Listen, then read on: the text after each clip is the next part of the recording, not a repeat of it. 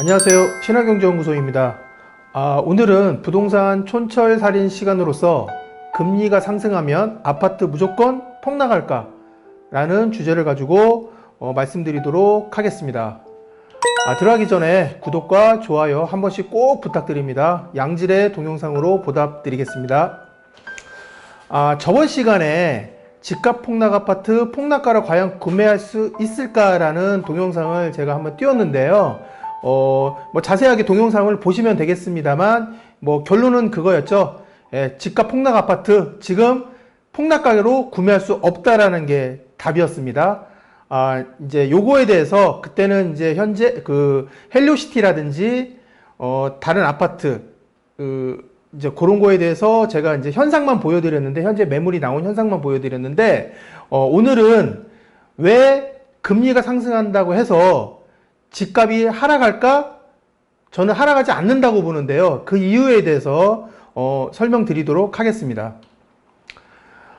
현재 지금 여러분들이 신문이라든지 이런 걸 보시면 죄다 다 이런 얘기죠. 주택담보대출금리 7% 되면 매달 이자 82만 더 낸다. 이렇게 금리 상승에 따라서 영끌족들이 대출 이자 부담 때문에 비명을 지르고 그리고 이 영향에 따라서 주택가격이 하락한다는 그런 뉴스 기사들을 여러분들 많이 보시는데요. 자, 그리고 또 이제 요즘 들어서, 그러니까 작년 말부터 지금 이제 금리가 서서히 이제 상승함에 따라서 이렇게 폭락할 것이다. 아파트 가격이 하락할 것이다. 폭락할 것이다. 이러한 유의 동영상을 올리시는 이제 유튜버들, 이제 우리가 흔히 부르는 그분들은 이제 폭락론자라고 부르는데, 그분들이 요새 올리는 이런 동영상들이 굉장히 많아졌어요.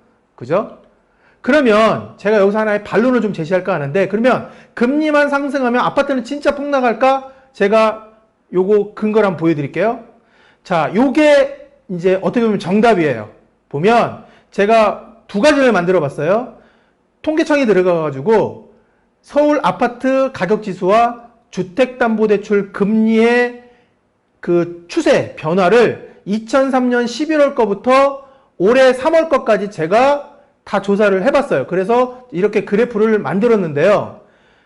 보시면 서울 아파트 가격 같은 경우는 2003년 11월부터 쭉 상승을 했는데, 보시면 2008년까지 1차적으로 한번 급등을 찍었죠. 계속 상승을 해서 최고점에 이르다가, 여러분들 요거 기억하실 거예요. 리만 브라더스 사태로 인해서 잠시 급락을 했습니다. 즉 아파트 지수가 81.6이죠. 그리고 요때 리만 브라더스가 가격 지수가 78.5입니다. 여기서 그걸 말씀 안 드렸네요. 기준점은 2021년 6월에 아파트 가격 지수를 100으로 잡았어요.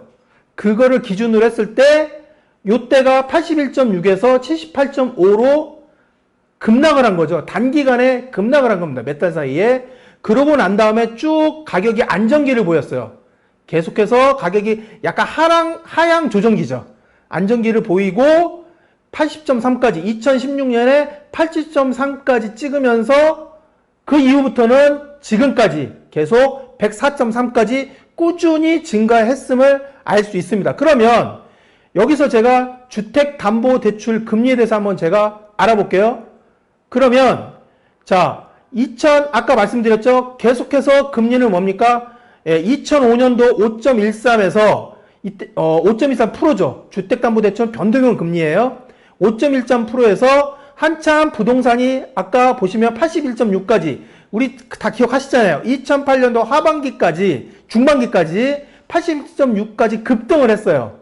여러분들 다 기억하실 거예요. 특히 2006년도부터 2008년까지 급등을 했는데, 이때도 마찬가지로 주택담보금리는 마찬가지로 상승을 했습니다. 그러면 이때 잠시 급락한 이유는 뭐냐면 금리 상승 때문에 급락한 게 아니에요. 이때는 뭐냐면 여러분 잘 아시다시피 2009년도 10월 23일 날, 제가 날짜도 기억합니다. 그때 코스피 지수가 한때 장중 890까지가 내려갔어요. 그때 리만 브라더스 사태, 미국판 서프라임 모기지 사태가 터지면서 아무래도 우리나라에까지 전체적으로 세계의 금융 경색이 일어났기 때문에, 그죠? 그래서 우리나라에도 그 여파가 충분히 미칠 수 있었죠. 그래서 금리가 올라갔지만 이때 잠시 급락을 한 거예요. 그러면서 금리도 자동적으로 요 몇 달 사이에 거의 요때가 5.13%였으니까 요때 거의 비슷하죠. 4%대 후반까지 급락을 했었어요. 그죠? 그러면, 자, 이 이전 단계를 보시면, 아파트 가격이 했는데, 이때도 같이 금리가 급등을 했으면 알 수 있죠. 그리고, 자, 우리가 잘 알고 있는 2009년부터 이명박 박근혜 정부를 지나오면서 2016년 7월까지 주택가격은 일정 부분 하락을 좀 보였습니다. 이제 저는 이거를 조정기라고 보는데 급락은 아니었죠. 하락이었어요. 78.5에서 80.3까지는 올라갔다 내려갔다 나름대로 조정을 보이면서 이때가 어떻게 보면 부동산 가격이 가장 안정될 때였고 요때 상대적으로 금리가 굉장히 안정적이었죠. 그래서 2016년 똑같은 2016년 7월 달에 비교했을 때는 2.6%까지 떨어졌어요. 그러면 한 가지 여기서 의문점. 자, 금리는 계속 떨어졌잖아요. 그럼 금리 인상론자들이 금리 인상을 이루어지면 주택가격은 급락할 것이다. 폭락할 것이다. 그럼 반대로 얘기하면 주택담보대출 급락기에는 가격이 급등하는 게 맞아요. 그렇지만 가격 급등은 절대로 이루어지지 않았어요. 그러면 금리가 인하됐는데도 가격이 급등을 해야 되는데 왜 가격은 상승하지 않았을까? 그 이유는 뭘까요? 제가 여기에 명시하지는 않았지만 이때 이명박 대통령 2008년에 취임하면서 뭐를 계획했냐면 그때 모금자리 주택을 평당 거의 1,000만 원에 아주 싼 가격의 아파트를 강남 일대 풀었죠. 강남 메인은 아니지만 내곡동, 세곡동 일대에 풀었기 때문에 그 여파로 인해서 어떻게 보면은 사람들이 청약, 분양 쪽으로 많이 몰렸고 그래서 상당 부분이 전세 쪽으로 많이 눌러 앉았어요. 그래서 전세가가 급등을 했었죠. 그 대신 주택가격은 나름대로 안정세를 보였던 거예요. 물론 나중에 전세가가 급등을 했지만 그래서 금리가 하락했다고 해서 부동산 가격이 상승했느냐? 절대 그런 거 아니죠. 그리고 지금 2019년부터 해가지고 다시 서서히 금리가 하락을 찍다가요. 2.47%까지 하락을 찍다가 지금 이제 3.84까지 왔어요. 주택담보대출 변동금리가. 그런데 지금 또 이게 주택가격이 나름대로 상승해 왔죠. 그러면 이 표를 보면 알 수 있듯이 금리가 인상됐다고 해서 주택가격이 하락하거나 급락하거나 금리가 급락했다고 해서 주택가격이 폭등하거나 이런 현상은 이제까지 일어나지 않았습니다. 그래서 지금 폭락론자들이 얘기하는 금리가 가파르게 상승하면 주택가격은 반드시 폭락할 것이다 라는 논리는 지금 역사적인 고찰을 해보면 그게 어떻게 보면 허언이라는 걸 좀 알 수가 있어요. 저는 그렇게 보고 있고요. 자, 그러면 방금 제가 보여드리는 아파트 매매가격 지수표인데 2003년 11월부터 2022년이니까 약 20년이 흘렀죠.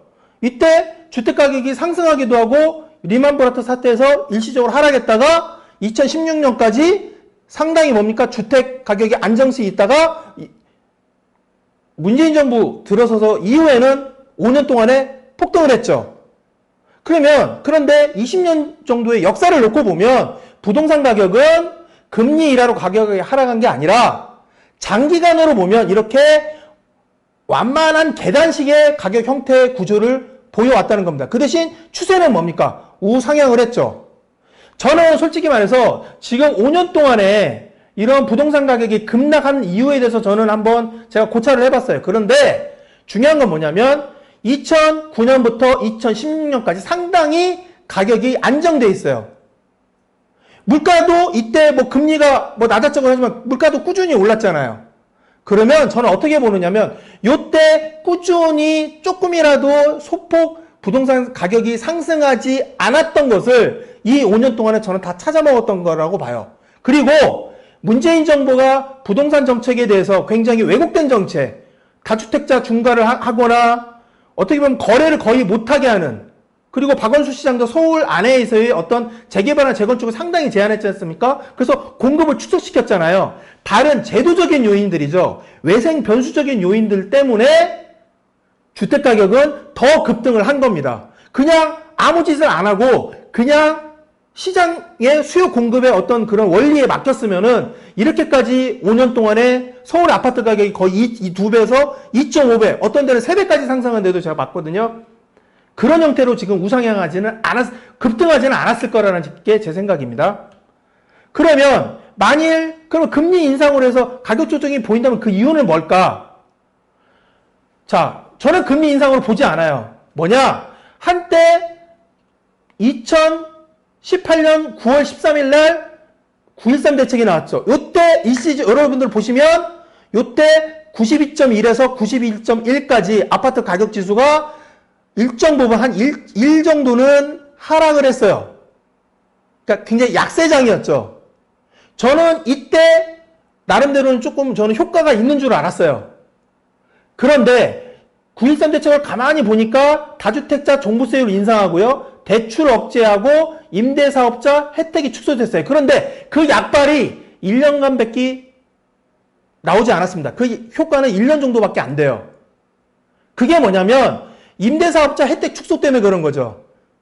전세 물량이 많고 전세 가격이 어느 정도 안정돼야 부동산 가격도 전체적인 매매 가격도 안정 추세로 들어가거든요. 그런데 이때 오히려 임대사업자 혜택을 축소했어요. 그게 뭐냐면 그 임대사업자로 등록을 해도 결국은 뭐냐면 종부세라든지 다주택자 중과에서 어느 정도 그 이전까지 혜택을 입었습니다만 그 이후로는 혜택을 주지 않겠다는 거거든요. 그 다음에 다주택자 종부세율 인상으로 해가지고 보유가 늘었죠. 그러면서 이 사람들이 뭡니까? 보유세 부담에도 불구하고 오히려 가격을 더 올렸죠. 어떻게 보면 조세 전가의 어떤 영향이 컸던 거죠. 그래서 이 효과는 1년밖에 지니지 못했던 거예요. 그래서 그 이후에는 또 꾸준한 지금까지 상승세를 기록을 했던 것입니다. 자, 그래서 9.13 대책 이후에 뭐 가격이 뭐 하락했다는 도 이런 식으로 또 나왔었어요. 그러나 그 약발은 1년까지밖에 못했고 또 9.13 대책이 나온 다음에 이렇게 또 모 유튜브에서는 또 폭락론을 주장하는 이 유튜브에서는 또 이런 식으로 폭락 해서 대중을 선동하기 시작했죠.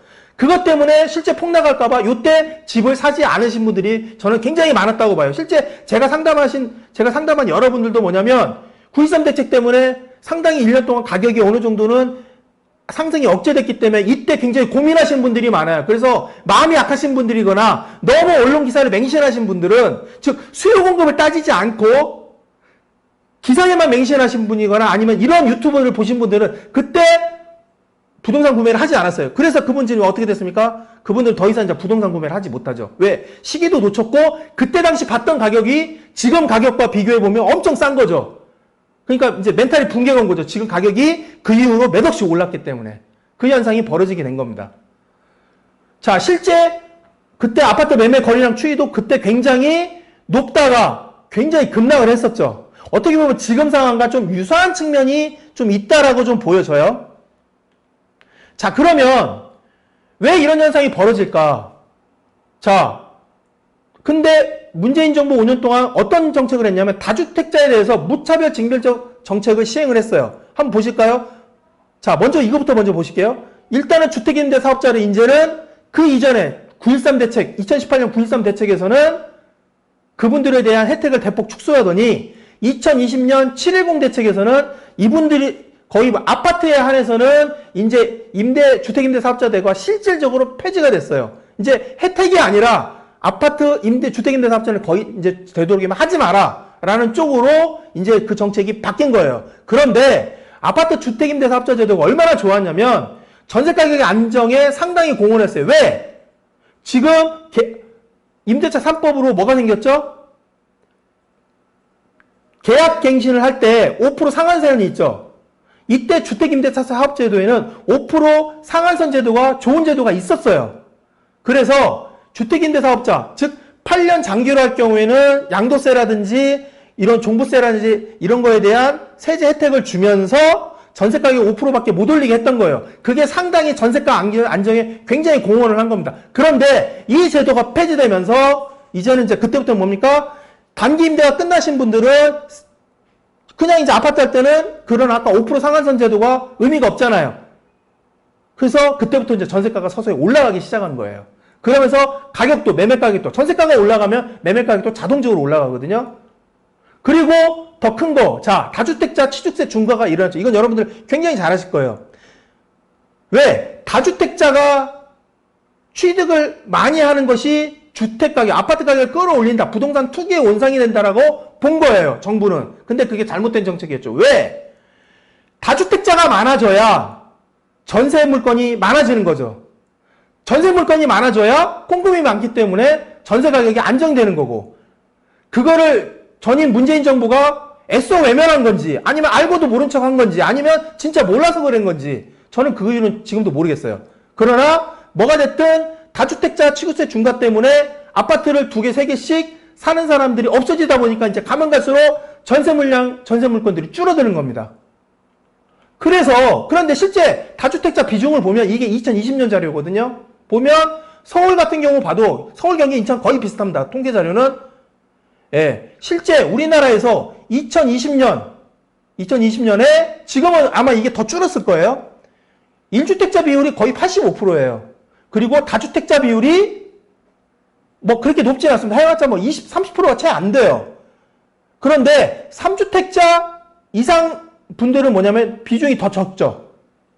비중이 뭐 2주택자가 11%고요. 3주택자는 더 줄어요. 그러니까 다주택 비율이 지금 딱 보시더라도 15%밖에 안 된다는 얘기예요. 그러면 이 15% 분들이 아파트 가격을 끌어올렸냐? 저는 그렇게 생각하지 않아요.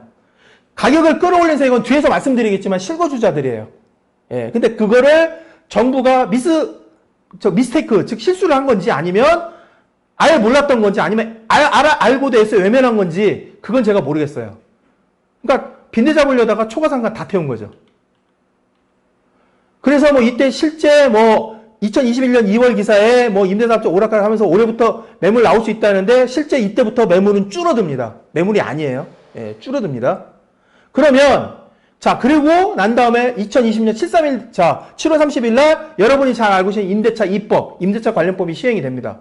그러면 이거 제가 저번 동영상 때 제가 보여드렸죠? 가락 쌍용 아파트. 이 아파트가 어느 정도는 샘플링 역할을 하는 아파트예요. 그러면 이 아파트 보시면 요때 2020년을 기점으로, 중반을 기점으로 갭 차이가 어느 정도 늘어났죠?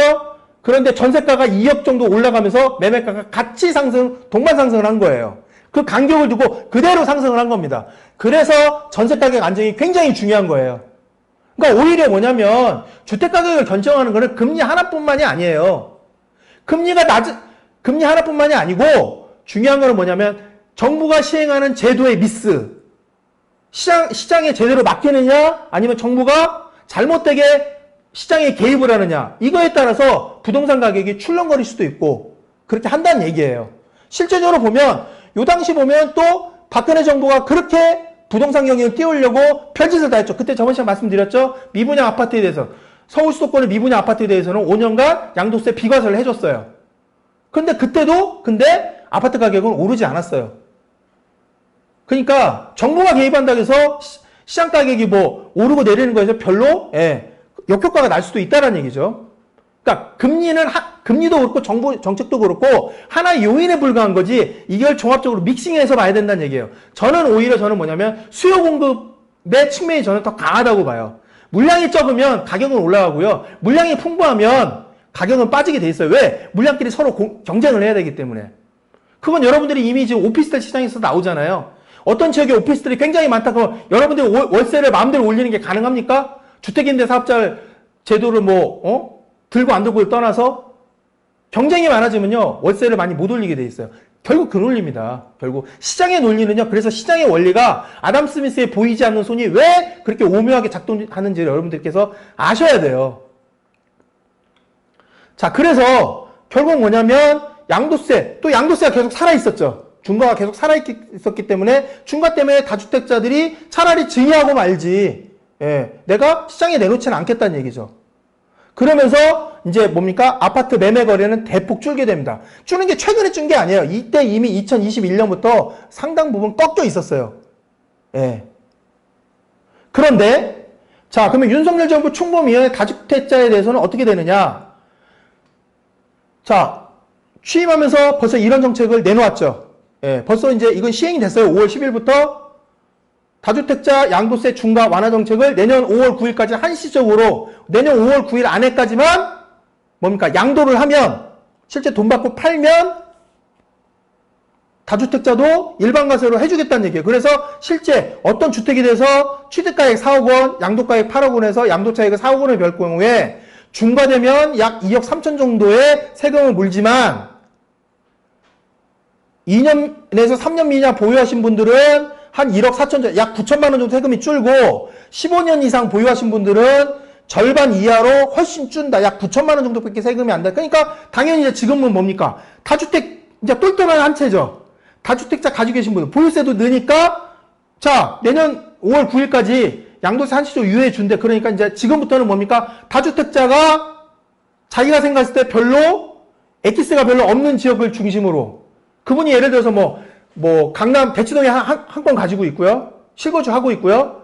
뭐 예를 들어서 마포에 한 건 가지고 있고요. 그 다음에 상계동 쪽에 한 건 가지고 있다. 그러면 당연히 뭘 팔겠어요? 상계동부터 순차적으로 팔겠죠. 차익이 적은 것부터 아니면 입지가 상대적으로 떨어지는 지역부터 하나씩 판다는 얘기예요.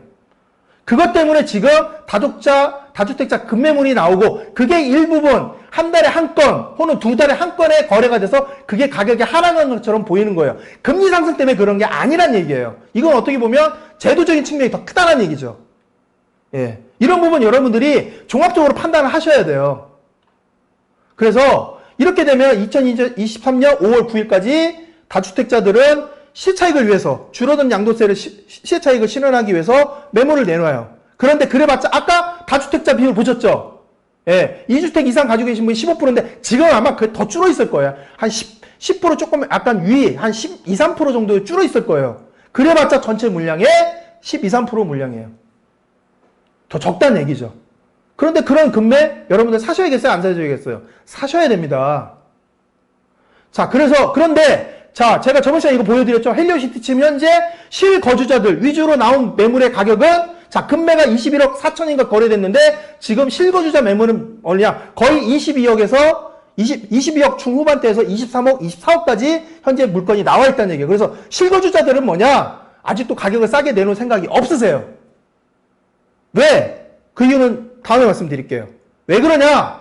아마도 실거주 물건은 싸게 구입하기 쉽지 않을 겁니다. 왜? 싸게 안 내놓으니까. 왜냐? 금매로 내놔서 만약에 내가 원했던 가격보다 인력 싸게 팔면 뭐냐면 이분들은 실거주기 때문에 여기 팔고 딴 데를 가셔야 되잖아요.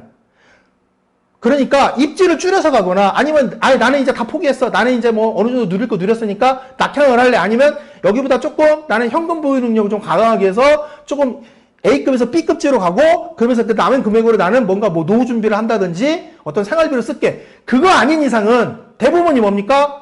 자기가 거주하고 있는 아파트 대비해서 동급 수준의 아파트로 가야 돼요. 그러면 뭐냐? 금액대가 비슷한 아파트로 가기 때문에 이분들은 절대로 뭐냐면 가격을 싸게 내놓지 않아요. 뭐 대출 부담이 있으면 가격 싸게 내놓겠다? 그거 아셔야 됩니다. 뭐냐? 소득 수준이요. 옛날보다 많이 증가했어요. 그리고 실제 대출을 지금 신규 대출 때 아까 신문기사에서 처음에 보셨죠? 7% 금리는요. 확정금리예요. 변동금리에 예전에 3, 4년 전부터 아니면 20년, 한 7, 8년 전부터 20년 대출 원리금 상환을 하신 분들은요, 그때 가산금리가 매우 싼 대출 상품을 들었기 때문에 지금처럼 금리가 5%, 6% 하지 않아요. 금리가 아무리 올라도. 왜? 지금 하시는 분들은 지금 주택담보대출 해서 변동금리 가입하시는 분들은 4% 후반 5%짜리 나올 수도 있죠. 많으면 6%짜리도 나올 수 있어요. 신용도에 따라서. 그러나 지금 현재 실거주로 매물을 아파트를 보유하고 계신 분들은 예전에 다 주택담보대출에 금리가 쌀 때 계약을 했기 때문에 그분한테는 지금 올라도 그렇게 큰 부담은 아니란 얘기예요. 그래서 가격 폭락은 쉽게 일어나지 않아요. 아까 제가 역사적으로 제가 증명해 드렸죠. 항상 근데 모든 시대마다 가격만 좀 급등을 하면 올라가면 버블렸다고 얘기를 다 해요. 그런데 아까 보셨죠? 그래프. 완만한 계단 형태로 올라가는 거 항상 우상향이었어요. 왜? 물가가 상승하기 때문에 어쩔 수 없어요. 자산 가치도 상승을 하게 되는 겁니다. 그래서 지금 가격보다 폭락노제 맨날 얘기하죠. 20%, 30% 폭락한다? 그런 세상이 오면 어떻게 할까요? 정부는 난리 나는 겁니다. 정부는 그때요. 또 부동산 가격 띄운다고 별의별 짓을 다 해요. 미분양 아파트 또 세제 혜택 주고요. 예, 양도세 중과 아마 그때는 아마 양도세 중과 철폐할 겁니다. 취득세 중과 당연히 안 하죠. 그거 다 없앨 거예요. 그러면 다시 가격은 다시 일정 부분 조정기를 거쳐서 언젠가는 또 상승을 합니다. 아까 보셨잖아요. 2009년부터 2015년까지 박근혜 정부, 이명박 정부가 부동산 경기 띄우기 위해서 별짓을 다 했어요. 세제 완화부터 시작을 해가지고요. 그렇게 했지만 결국 못 올렸죠. 근데 그때는 가격 조정이 일어나다가 2016년부터 서서히 가격이 올려서 문재인 정부 때 폭등을 하게 된 거죠. 물론 잘못된 부동산 정책 때문에 거기에 더 가스라이팅을 한 건 맞아요. 그래서 전세 거주인 분들은요, 지금 현재 전세 거주인 분들은 만일 다주택자의 급매물이 나올 경우에는요, 그분은 전세 살기 때문에 자기 어떤 전세 만기 기한 이런 걸 잘 따져 보셔가지고요, 저가 매수 차원에서 다주택자 물건을 적극적으로 고려해 보셔야 됩니다. 또 계속 떨어지겠지. 금리 상승한다는데 박살 나겠지. 그거는요, 지금 신규로 주택담보대출을 계약했을 때 그분들한테 해당되는 얘기예요. 그래서 항상 제목만 보시지 마시라는 얘기예요. 맥락을 다 보시고 하시란 얘기죠. 그래서 제가 이 동영상을 만든 거예요. 자꾸 폭락을 주장하시는 분들이 너무 지금 혹세무민을 너무 많이 하시거든요. 특히 주로 폭락을 주장하시는 분들이 뭐냐면 주식이나 금융상품 쪽에 종사하시는 분들이 되게 많아요. 왜? 자기네 쪽으로 금융 쪽으로 돈을 끌어오기 위해서. 그것까지 생각을 해보셔야 된다는 얘기죠. 그래서 충심으로 말씀을 드리는데 지금 상황은 저는 뭐라고 봅니까? 그렇다고 급등하진 않아요. 왜냐하면 아까 보셨죠? 쌍용 아파트 같은 경우도 지금 갭이 전세하고 지금 매매 갭이 8억까지 벌어져 있어요. 그러니까 갭이 너무 많이 벌어져 있으면요, 아파트가 더 이상 급등하기는 쉽지는 않아요. 저는 당분간은 조정이 일어날 거라고 보는 거지 급락은 저는 아니라고 봅니다. 만약에 내년 5월 9일 날 다주택자 중과 한시적 유예가 끝나면요, 그때는 또 제가 볼 때는 증가할 수도 있어요. 왜냐?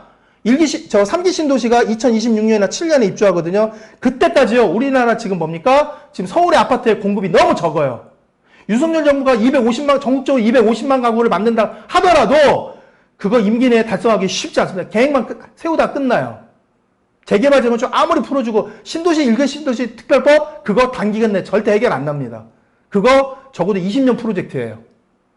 그러니까 너무 피상적으로 금리가 상승하면 뭐 가격이 빠지니까 뭐 이 정도는 뭐 내가 나중에 구매해도 되겠지 그 생각 가지시지 말라는 얘기예요. 자, 그래서 오늘은 금리 상승한다고 해서 반드시 부동산 가격이 급락하는 건 아니다라는 주제를 가지고 여러분께 말씀드렸습니다. 구독과 좋아요는 저에게 큰 힘이 됩니다. 감사합니다.